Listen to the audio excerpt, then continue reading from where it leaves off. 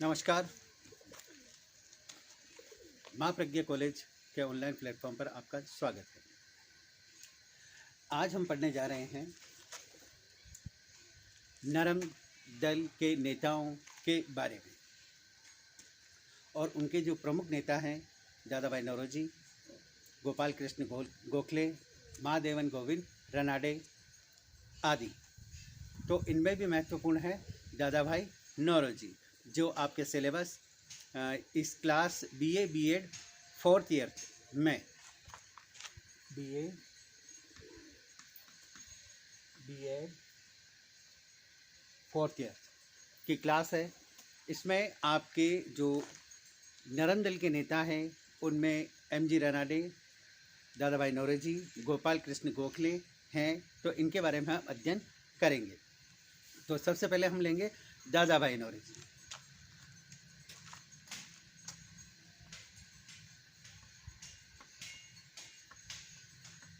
नौरोजी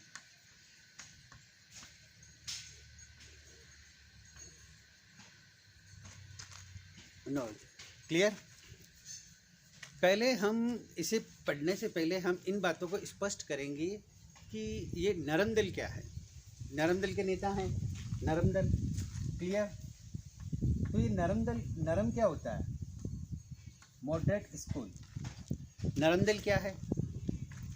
तो नरम दल है तो साथ में गरम दल भी है, गरम दल भी है। तो इन्हीं बातों को पहले थोड़ा सा स्पष्ट कर लेंगे, उसके बाद हम इनको पढ़ेंगे कि नरम दल क्या है, गरम दल क्या है, क्लियर।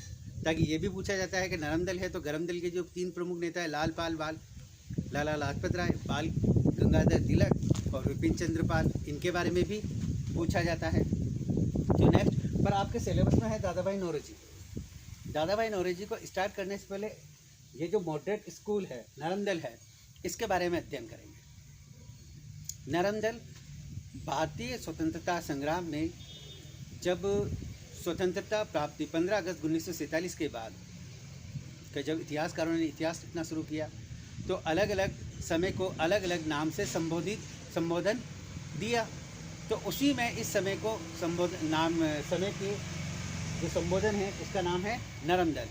नरम दल की स्थापना मानी जाती है भारतीय राष्ट्रीय कांग्रेस से। भारतीय राष्ट्रीय कांग्रेस की स्थापना 28 दिसंबर 1885 से मानी जाती है। यानी 28 दिसंबर 1885 से भारतीय राष्ट्रीय कांग्रेस की स्थापना हुई और इसके जो प्रथम जो स्टार्टिंग के जो नेता है उनको नरम दल के नेता माने जाते हैं, जिनमें गोपाल कृष्ण गोखले, बाल गंगाधर तिलक, दादाभाई नौरोजी, दिनसा वाचा, सुरेंद्रनाथ बनर्जी, ये प्रमुख रूप से इनके नरम दल के नेता हैं, क्लियर। तो इसकी जो शुरुआत है नरम दल की या नरम दल के नेताओं को जो 1885 से लेकर मानी जाती है। अब 1885 से लेकर कब तक मानी जाती है? 1905 तक, बंगाल विभाजन तक। यानी अंग्रेजों ने बंगाल का जब विभाजन किया था उस समय नरम दल हट गया था। नरम दल की स्थान बोलते हैं, नरम दल के नेताओं की जगह गरम दल के नेताओं ने अपना स्थान ले लिया था। तो 1885 से लेकर 1905 तक का जो समय पीरियड है वो किसका पीरियड कहलाता है? मॉडरेट स्कूल, नरम दल का, क्लियर। और इसके प्रमुख नेता कौन कौन से हैं आपको एक बार नाम भी बता देते हैं। दादाभाई नौरोजी, गोपाल कृष्ण गोखले,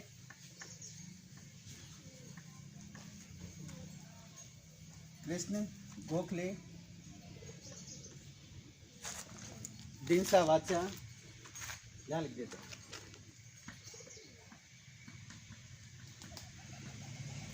एसएन बनर्जी,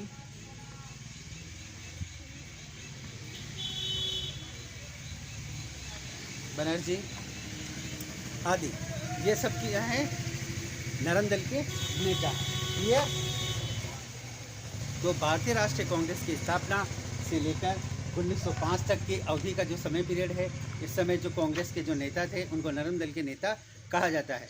1905 से लेकर गांधी जी के आने तक 1920 तक इस समय पीरियड को गरम दल कहते हैं, क्लियर। नरम दल 1885 से लेके 1905।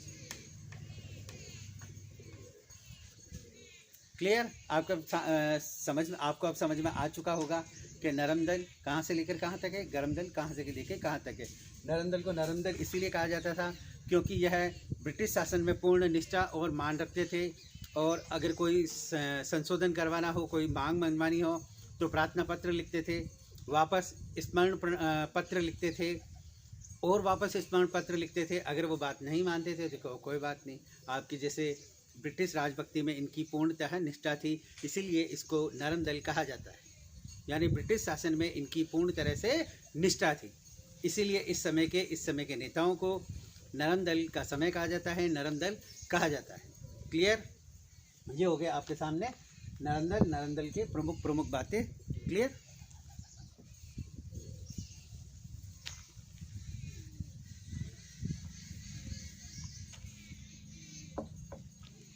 ये क्लास प्रथम। Clear? BA BEd 4th year में पढ़ रहे हैं हम दादा भाई नौरोजी को। दादा भाई नौरोजी को भारत का वयोवृद्ध नेता कहा जाता है, the grand old man. Bharat के वयोवृद्ध नेता दादा भाई नौरोजी को कहा जाता है। क्लियर? दूसरी, ये ब्रिटिश लॉर्ड सभा में चुने गए थे। इन्होंने 2 पुस्तकें लिखी, poverty and un British rule in India.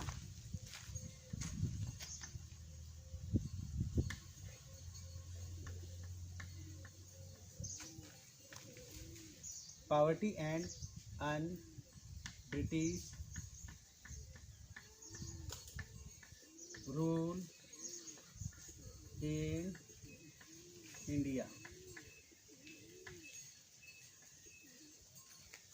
ये दादा भाई नौरोजी की पुस्तक है। इस पुस्तक में दादा भाई नौरोजी ने धन निष्कासन के सिद्धांत का वर्णन किया है। जो जनरली आपको बता रहा हूँ उसके बारे में विस्तृत रूप से अध्ययन आगे करेंगे।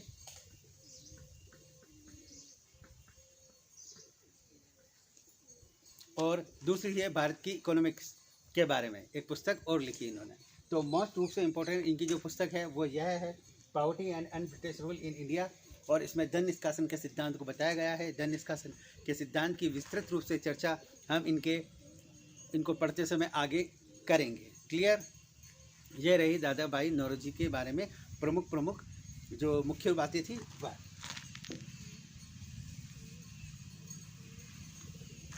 नेक्स्ट,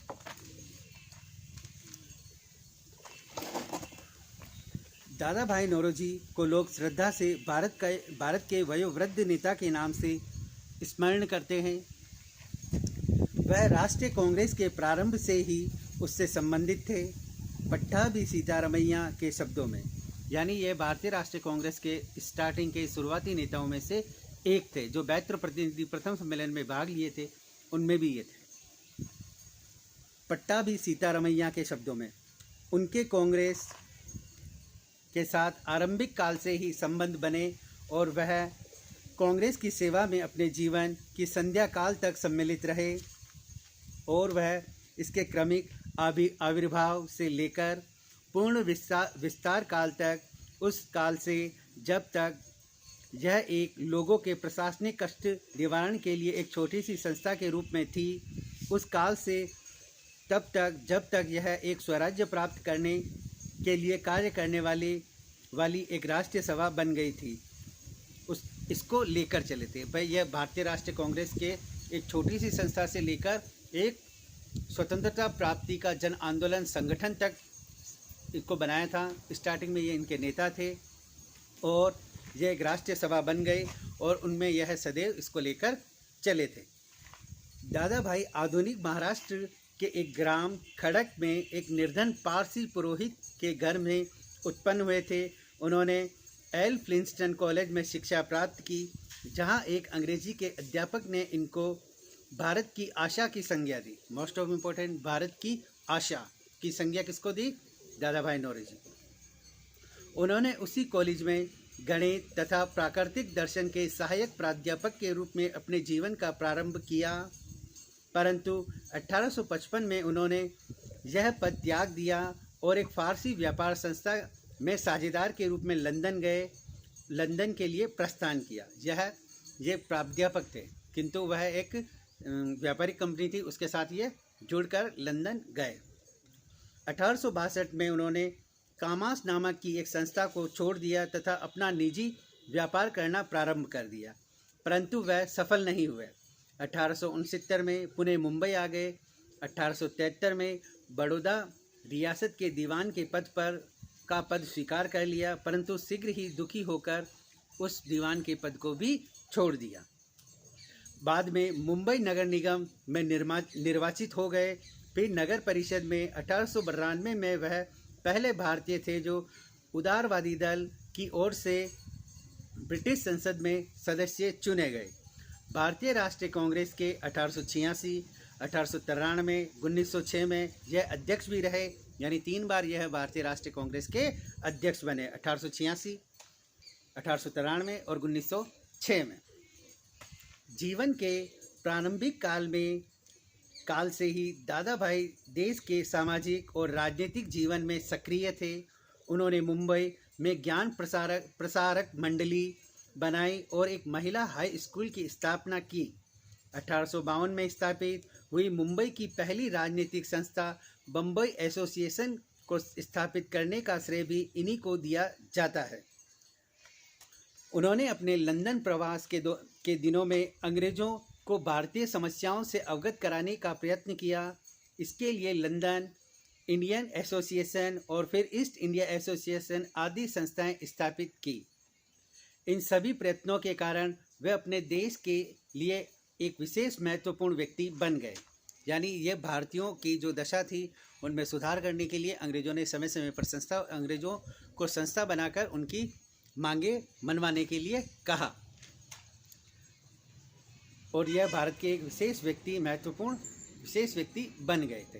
राजनीतिक विचारकों से दादा भाई पूर्ण राजभक्त थे। वह समझते थे कि भारत में अंग्रेजी राज्य से बहुत लाभ हुए हैं और वह इस साहचर्य के सदा बने रहने में अभिरुचि रखते थे। यानी अंग्रेज़ों की भारतीय शासन में स्थापना से भारतीयों को बहुत फ़ायदे हुए थे, और दादा भाई नौरोजी भी यह चाहते थे कि अंग्रेज़ों का आशीर्वाद या अंग्रेज़ों का जो सानिध्य है वो भारत के लोगों को सदा मिलता रहे और बना रहे, और इससे उनको लाभ भी हुआ है। कांग्रेस अपनी युवावस्था को प्राप्त करते हुए इसने स्वराज्य मांगा। यद्यपि यह श्रेय तिलक को दिया जाता है कि उन्होंने कहा कि स्वराज्य मेरा जन्मसिद्ध अधिकार है और मैं इसे लेकर रहूँगा, परंतु कांग्रेस के मंच से इसकी पहली बार मांग करने का श्रेय दादा भाई नौरोजी को ही है 1906 में। यद्यपि इसका अर्थ केवल इंग्लैंड के शेष उपनिवेशों में तात्कालिक स्वशासन ही था, उन्होंने यह मांग केवल न्याय के रूप में ही की थी। यानी वह अंग्रेज़ों द्वारा दिए गए राज्य की ही बात करते थे। क्लियर? दादा भाई ने अंग्रेज़ों की शोषक नीतियों का अनावरण किया और कहा कि यह राज्य भारत को दिन प्रतिदिन लूटने में लगा है, जिसके कारण भारत में निर्धनता आई है। इसका उन्होंने जिक्र अपनी पुस्तक में भी किया। V.I. चिंतामणि ने एक बार दादा भाई नौरोजी के विषय में यूँ उल्लेख किया है कि भारत के सार्वजनिक जीवन को उनके बुद्धिमान और निस्वार्थ नेताओं ने सुशोभित किया है, परंतु हमारे युग में कोई भी दादा भाई नौरोजी जैसा नहीं था। दूसरा, गोखले ने यूँ कहा है, गोपाल कृष्ण जी गोखले ने कहा, यदि मनुष्य में कहीं देवता है तो वह दादा भाई नौरोजी ही है। यानी कितनी बड़ी बात कह दी, मनुष्य में अगर कहीं देवता है तो वह दादा भाई नौरोजी ही है। दादा भाई निश्चय ही अभूतपूर्व व्यक्ति है। वे भारत के ग्लैडस्टोन हैं, यानी भारत के ग्लैडस्टोन हैं। क्लियर? नेक्स्ट, दादा भाई नौरोजी ने अपने धन निष्कासन सिद्धांत में भारत में दिन प्रतिदिन होने वाली लूट के बारे में उल्लेख किया है, जो इस प्रकार है।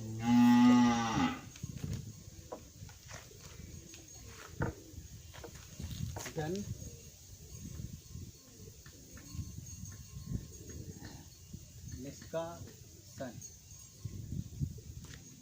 निष्कासन, ड्रेन ऑफ वेल्थ। दादा भाई नौरोजी ने भारत की भीषण गरीबी का कारण भारत के धन का लगातार इंग्लैंड द्वारा निष्कासन बताया है। यानी भारत में जो गरीबी है इसका जो मुख्य कारण बताया है दादा भाई नौरोजी ने, जो ये बताया है कि भारत की गरीबी का कारण है अंग्रेजों द्वारा की गई भारत से नियमित रूप से लूट है। उन्होंने स्पष्ट किया है कि मुख्यतः यह 4 प्रकार से धन भारत से इंग्लैंड चला जाता है। पहला, यानी भारत से जो धन इंग्लैंड जाता है वो 4 प्रकार से जाता है और उसके बदले भारत को कुछ भी प्राप्त नहीं होता। यानी आप जो भारत से धन ले जा रहे हैं वो वापस भारत को वापस कभी भी नहीं मिलता। ये 4 प्रकार से है। पहला, भारत में भारी वेतन प्राप्त करने वाले प्रशासनिक तथा सैनिक अधिकारियों के वेतन से बचत द्वारा। यानी भारत में जो अंग्रेज अधिकारी रहते थे, कार्य करते थे, तो वह भारत के राजकोष से वेतन पाते थे। यह वेतन सारा का सारा कहाँ पहुँच जाता? इंग्लैंड पहुँच जाता। ये पहला रीज़न बताया। और ये एक भारी भरकम राशि थी और भारी भरकम वह वेतन प्राप्त करते थे। तो पहला रूप क्या हो गया? वेतन के रूप में सारा का सारा धन कहाँ चला गया? इंग्लैंड चला गया। क्लियर? और इंग्लैंड जाने के पश्चात इससे भारत में कुछ भी प्राप्त नहीं हुआ। ये पहला है। दूसरा, इंग्लैंड में होने वाले खर्च, इसमें ईस्ट इंडिया कंपनी के शेयरधारकों को दिया जाने वाला लाभ, भारत सरकार को दिए गए ऋण पर ब्याज, इंग्लैंड में भारत से सेवा प्राप्त करके जीवन यापन करने वालों को दी जाने वाली पेंशन, भारत मंत्री के ऑफिस का खर्च आदि सम्मिलित है। उन्होंने बताया कि भारत का ऋण का कारण साम्राज्यवादी युद्धों में भारत की सेना का प्रयोग, 1857 के संग्राम में किया गया भारी खर्च, अंग्रेज़ों के साम्राज्यवादी लाभ के लिए किया गया फिजूल खर्च, रेलवे आदि जिस पर भारत को भारी ब्याज देना पड़ता है। यानी कितने रूप बता दिए सेकंड में उन्होंने। पहला, इंग्लैंड की जो सरकार है, ईस्ट इंडिया सरकार है, उनको दिया जाने वाला वेतन, और वेतन के अलावा उनको दी गई पेंशन, भारतीयों को युद्ध में जोग देना, उस युद्ध का खर्चा भारतीयों पर थोप देना, और कर्ज देना उनको, और कर्ज पर ब्याज लेना। रेलवे का विस्तारीकरण किया गया तो ब्रिटिश पूंजीपतियों को 5% लाभ की गारंटी दी गई कि आपको 5% लाभ की गारंटी के साथ आपका पूंजी वापस मिल जाएगा, आप भारत के रेल व्यवस्था का इन्वेस्टमेंट कीजिए। और वह रेल व्यवस्था किसके स्वार्थ की पूर्ति करने के लिए की गई थी? इंग्लैंड सरकार के स्वार्थ की पूर्ति करने के लिए की गई थी। तो ये बात हो गई कि स्वार्थ उनका, पैसा भारतीयों का। इस प्रकार पेंशन, खर्च, युद्धों का खर्च, किए जाने वाला फिजूल खर्च आदि भारत से ही वसूल किया जाता था और भारतीय जो खजाना था उससे ही लिया जाता था। अगर भारत को अगर पैसे की जरूरत पड़ती तो वह इंग्लैंड से कर्ज लेता और उस कर्ज के ऊपर क्या मिल जाता? ब्याज और मिल जाता। यानी एक तरह से लूट, निरंतर लूट। अगला है, भारत में अंग्रेजी व्यापारियों तथा उद्योगपतियों द्वारा धन कमाकर इंग्लैंड भेजा जाना। यानी भारत में ब्रिटिश जो स्टार्टिंग में आए थे, व्यापार करने आए थे, पर अंग्रेजी शासन की स्थापना हो गई। अब भारत में अगर कोई व्यापारी आता, लाभ कमाता, तो वह लाभ कमाकर सीधा कहाँ पहुँच जाता? इंग्लैंड पहुँच जाता। यानी एक धन निष्कासन का रूप उन्होंने ये भी बताया कि भारत से प्राप्त धन को लूटा जाना और उनको वापस कहाँ भेजा जाना? इंग्लैंड भेज देना। ये भी एक धन निष्कासन का स्वरूप था। क्लियर? ये 3 प्रकार बता दिए उन्होंने। अब चौथा प्रकार, भारत में इंग्लैंड से निर्मित औद्योगिक वस्तुओं को भेजा जाना। चौथा क्या है? भारत में इंग्लैंड द्वारा निर्मित वस्तुओं को ही भेजा जाना। ये भी एक लूट का कारण है। भारत से कच्चा माल प्राप्त किया और उसको तैयार माल भारत की ओर खपा देना। अब भारतीय वह माल सस्ता होने के कारण जल्दी खरीद लेते और भारतीय माल पर क्या लगा दिया? टैक्स लगा दिया, बढ़ा दिया। अब वो भारतीय व्यापारी और इंग्लैंड व्यापारी के मध्य प्रतिस्पर्धा हुई। इंग्लैंड का व्यापार जो माल था वो सस्ता था, भारतीय व्यापारियों का माल बड़ा महंगा था। तो उन्होंने क्या किया? अंग्रेज़ों ने टैक्स लगाकर भारतीय व्यापारियों की रीढ़ की हड्डी तोड़ दी, उन्हें प्रतिस्पर्धा से बाहर कर दिया। इस प्रकार पूंजीपति ज़्यादा से ज़्यादा माल को बेचा और बेचने से क्या हुआ? लाभ कमाए और लाभ कहाँ भेज दिया? इंग्लैंड भेज दिया। यानी व्यापारिक रूप से भी भारत में नुकसान ही हुआ है। नेक्स्ट, दादा भाई नौरोजी ने बताया कि अंग्रेज़ों से पहले जो भी विजेता भारत में आए वे भारत में आकर बस गए। यानी दादा भाई नौरोजी इस लाइन में ये कह रहे हैं कि अंग्रेज़ों से पहले भारत में शक, हुसान, शक, सिथियन, पल्लव, जो भी विदेशी आक्रांता आए, जिनमें मुग़ल हैं, तुगलक हैं, लोधी हैं, सैयद हैं, तुर्क हैं, मंगोल हैं, ये सारे नेता आए और भारत में आकर बस गए। यानी वह वापस अपनी मातृभूमि की ओर वापस लौटे ही नहीं, वह आकर कहाँ बस गए? भारत में ही बस गए। इसलिए भारत से धन का निष्कासन नहीं हुआ, यहीं बस गए, यहीं उन्होंने टैक्स लगाया और यहीं पे उन्होंने खर्च किया। तो धन का निष्कासन अन्य देशों या अन्य जगहों पर नहीं हुआ, किंतु अंग्रेज अधिकारी यहाँ शासन करते हैं, जिससे वे स्वयं को तथा इंग्लैंड की जनता को लाभ पहुँचाते हैं। यानी अब ब्रिटिश शासन की स्थापना हो गई। ब्रिटिश शासन की स्थापना हो गई तो यहाँ के जो अधिकारी हैं, जो भी कर्मचारी हैं, वो रहते यहाँ हैं, वेतन यहाँ पाते हैं, और वेतन कहाँ भेज देते हैं? इंग्लैंड भेज देते हैं। तो धन का क्या हो गया? निष्कासन हो गया हुआ। यहाँ नौकरी करके वे इंग्लैंड जाकर पेंशन पर जीवन यापन करते, अब ये पेंशन के रूप में भी जा रहा है। इसलिए भारत के लोगों के प्रति उनके मन में कोई संवेदना ही नहीं थी। यानी इंग्लैंड वाले अगर व्यापार करने या अधिकारी यहाँ रहते तो वो पेंशन तो प्राप्त करते थे, पर यहाँ रह के उनको एक ही बात कहते थे कि हमें यहाँ थोड़ी रहना है, हमें तो इंग्लैंड रहना है। तो यहाँ पर जो लोग थे, उनके प्रति उनकी कोई सहानुभूति नहीं थी, कोई संवेदनाएं नहीं थी। उनको तो ये पता है हमें कोई यहाँ बसना थोड़ी ना है, हमें तो वापस कहाँ लौटना है? इंग्लैंड लौटना है। तो ज़्यादा से ज़्यादा कमाना चाहते थे और वापस कहाँ लौटना चाहते हैं? इंग्लैंड लौटना चाहते हैं। और इंग्लैंड लौटेंगे तो क्या होगा? धन का निष्कासन होगा, धन वहाँ पर चला जाएगा। तो भारतीय जो आर्थिक दुर्दशा, अकाल पड़े, महामारी फैली और अनेक लोगों की मृत्यु हो गई, काल के ग्रास में समा गए, इसके पीछे कहीं ना कहीं इकोनॉमिक्स कारण थे, वो दादा भाई नौरोजी ने बताए हैं। कहा है कि भारतीयों को जो भी ये इन विपदाओं का सामना करना पड़ रहा है, इसके पीछे मुख्य उद्देश्य अंग्रेज़ों का था, जो इकोनॉमिक्स था। वो इंग्लैंड वासी भारतीयों का शोषण कर रहे थे। दादा भाई नौरोजी के इस निष्कर्ष ने भारत में उग्र राष्ट्रवादी विचारों के प्रसार तथा अंग्रेज़ों में नरम दल के उद्भव में महत्वपूर्ण योगदान दिया। यह आश्चर्य की बात है कि उनके विचारों तथा उनके द्वारा दी गई जानकारी से भारत में उग्र राष्ट्रवाद को बल मिला, किंतु वे स्वयं कांग्रेस में नरम दल के नेता बने रहे। यानी दादा भाई नौरोजी ने ये जो बातें बताई, उनसे नरम दलों ने नहीं सीखा, अन्य लोगों ने सीखा, और भारतीय राष्ट्रवाद के जो आंदोलन हुए उनमें इस बात ने महती भूमिका निभाई। इस बात को लेकर संघर्ष किया, भारतीयों ने संघर्ष किया। किससे? इंग्लैंड सरकार से, कि भारत का आर्थिक शोषण हो रहा है, जो नितांत ही गलत है। अब इस शोषण के विरुद्ध आवाज़ उठाने का कार्य आने वाले नेताओं ने किया। क्लियर? ये रहे भारत के धर्म दल के प्रमुख नेता दादा भाई नौरोजी। क्लियर? अगले हैं आपके गोपाल कृष्ण जी गोखले।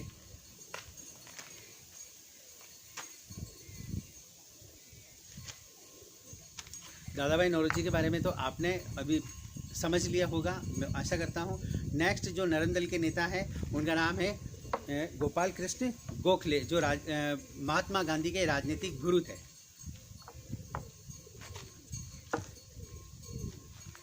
गोपाल कृष्ण गोखले।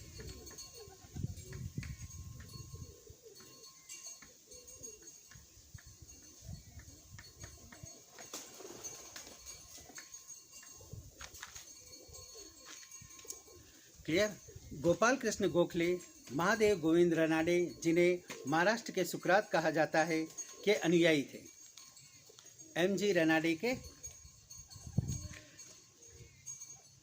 अनुयायी थे। जैसा कि जकारियास ने लिखा है, कभी भी किसी गुरु को ऐसा अधिक अच्छा शिष्य नहीं मिला जैसा कि रानडे को गोखले के रूप में मिला। आप अपने गुरु रानडे की नाई गोखले समभाव और मृदु न्यायप्रियता की नीति में विश्वास करते थे। वे गांधी जी के गुरु थे, यानी ये राजनीति के गांधी जी के गुरु थे। गोपाल कृष्ण गोखले जी का जन्म 9 मई 1966 को कोल्हापुर महाराष्ट्र में एक ब्राह्मण वंश में हुआ था। 1884 में इन्होंने बीए पास की। इसके पश्चात रानडे जी द्वारा स्थापित दक्कन शिक्षा सभा में सम्मिलित हो गए। उन्होंने 20 वर्ष तक इस सेवा भवन में विभिन्न रूपों में विद्यालय में कार्य किया, जिनमें अध्यापक, फर्ग्यूसन कॉलेज पूना में प्राध्यापक के रूप में, फिर प्रिंसिपल के रूप में वह पूना सार्वजनिक सभा की त्रैमासिक पत्रिका का संपादन भी इन्होंने किया। गोखले ने पहली बार 1879 में 1889 में इलाहाबाद कांग्रेस अधिवेशन के मंच से राजनीति में भाग लिया। 1897 में उन्हें और वाचा जी को भारतीय व्यय के लिए नियुक्त वेल्बी आयोग के सन्मुख साक्ष्य देने के लिए कहा गया। 1902 में 1902 में वह मुंबई विधान परिषद के लिए और कालांतर में इंपेरियल लेजिस्लेटिव काउंसिल के लिए चुने गए। परिषद में शीघ्र ही उनको एक वाग्मी और प्रतिभाशाली वक्ता के रूप में जाना गया। उनके विशेष चातुर्य यह था कि वह कड़वी बात को भी मीठे से मीठे शब्दों में कह सकते थे। विधान परिषद में उनका बजट भाषण सुनने वाले स्तब्ध हो जाते थे। वह एक सूक्ष्म दृष्टि से व्ययों की आलोचना करते। उन्होंने नमक के कर, साल्ट टैक्स पर प्रहार किया वे और बताया कि कैसे 1 पैसे की नमक की टोकरी 5 आने 20 गुना अधिक मूल्य पर बिकती है। उन्होंने अंग्रेजों द्वारा उच्च पदों पर भारतीयों की नियुक्ति के विषय में अनेक कथनों द्वारा पोल खोली। उन्होंने बताया कि एक ओर तो अंग्रेज हमें बराबरी देने का वादा करते हैं, दूसरी ओर 1894 में स्पष्ट रूप से कहा गया कि ऊंचे ऊंचे पद पर सदैव के लिए अंग्रेजों के पास ही रहने चाहिए। पहले वे राष्ट्रीय कांग्रेस के संयुक्त सचिव के रूप में कार्य करते रहे। फिर सुधार 1905 में उन्हें बनारस के अधिवेशन की अध्यक्षता की। 1906 में वह इंग्लैंड गए। 1909 में मिंटो मार्ले सुधार में बनाने में विशेष भूमिका निभाई। 1910 में पुनः साम्राज्य विधान परिषद के लिए चुने गए। उन्होंने 1912 से 15 तक भारतीय लोक आयोग के सदस्य के रूप में काम किया। 1913 में उन्होंने समस्त भारत में निःशुल्क और अनिवार्य शिक्षा लागू करने का भरसक प्रयत्न किया। यानी 1913 में ही यह निःशुल्क और अनिवार्य शिक्षा देने की बात का प्रयत्न कर रहे थे। बड़ी इंपॉर्टेंट बात है, निःशुल्क और अनिवार्य शिक्षा जो अब जाके भारत में लागू हुई है। अपने राजनीतिक दर्शन में वह सच्चे राष्ट्रवादी थे। वह स्वभाव और मृदु न्यायप्रीतिया में विश्वास करते थे। उन्हें पूर्ण विश्वास था कि देश का पुनरुद्धार राजनीतिक उत्तेजना के बवंडरों में नहीं हो सकता। यानी ये क्या कह रहे हैं कि देश का जो विकास है, राजनीतिक पुनरुद्धार है, वह उत्तेजनाओं के बवंडरों से नहीं किया जा सकता। वह साधन और साध्य दोनों की पवित्रता में विश्वास रखते थे। यानी कार्य करना और कार्य किस प्रकार संपादन करना, साधन क्या होने चाहिए, साध्य क्या होना चाहिए, इनकी पवित्रता में विश्वास करते थे। इन्हीं कारणों से महात्मा गांधी उनसे प्रभावित हुए और उनके राजनीतिक शिष्य बन गए। जैसा मैंने पहले आपको बताया था, गांधी जी के राजनीतिक गुरु कौन थे? गोपाल कृष्ण गोखले। गोखले जी ने एंग्लो इंडियन नौकरशाही की भूमिका को ठीक ठीक समझा। 1892 में के अधिनियम के अधीन साम्राज्य विधान परिषद के प्रतिनिधि के विषय में बने नियमों पर टिप्पणी करते हुए उन्होंने कहा था कि यह तो मैं नहीं कहूँगा कि जानबूझकर उन्होंने 1892 के अधिनियम के उद्देश्यों को परास्त करने का प्रयत्न किया है, परंतु यह अवश्य कहूँगा कि यदि अधिकारियों को यह आदेश होता कि ऐसे नियम बनाओ जिससे इस अधिनियम के उद्देश्य परास्त हो जाएं, तो वे लोग निश्चय ही इससे अधिक उत्तम नियम बना लिए होते। यानी वह उस 1892 के जो नियम बनाए गए थे उनके अपोजिट उन्होंने मीठी बात कही कि इनके जो नियम हैं, उद्देश्य हैं, वो भारतीय हितों के अनुकूल नहीं हैं। नेक्स्ट, गोखले जी ने प्राय शासकों और शासित वर्गों के बीच एक मध्यस्थ की कठिन भूमिका निभाई। यानी उन्होंने शासकों और शासितों के मध्य एक मध्यस्थ की कठिन भूमिका निभाई। उन्होंने जनता की आकांक्षाओं को वायसराय तक और सरकार की कठिनाइयों को कांग्रेस को बताने का प्रयत्न किया।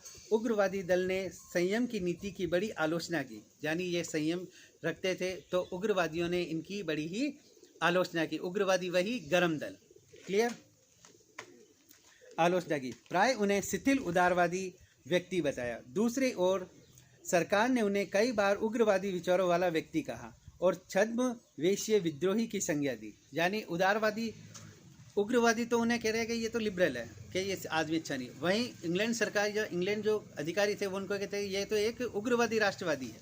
यानी अपोजिट बातें उनके चरित्र की बात की उन्होंने।